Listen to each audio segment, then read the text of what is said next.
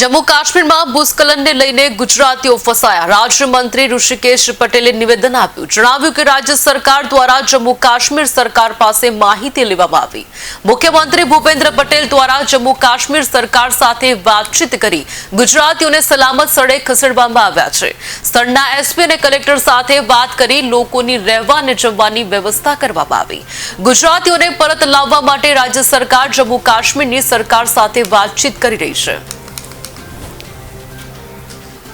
Satellite centre દ્વારા સમગ્ર ગુજરાતની અંદર એ વ્યવસ્થાઓ ઊભી કરી રહ્યા છે, પરંતુ એને થોડો સમય જતો હોય છે।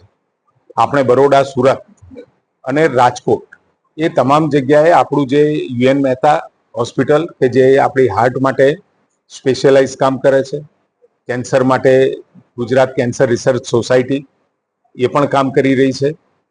આ બંનેની દરેક જગ્યાએ આ બંને સંસ્થાઓ થકી સેટેલાઇટ સેન્ટર બને અને સીધી સારવાર ત્યાં મળી શકે એ પ્રકારના પ્રયત્નો ચાલુ છે। અને દરેક રિજિયનની અંદર, ચાહે મધ્ય ગુજરાત હોય, સૌરાષ્ટ્ર છે, દક્ષિણ ગુજરાત છે, તમામ જગ્યાએ આ બધી સવલત ત્યાં ને ત્યાં મળી રહે એ માટેનો સરકારે પ્રયત્ન ચાલુ કર્યો છે। કેવળ મેડિસિટીમાં જ નહીં, પરંતુ રિજિયન વાઇઝ આ અને અમદાવાદ ઉપર પણ સ્વાભાવિક છે કે ત્યાં સેટેલાઇટ સેન્ટર થાય, ત્યાં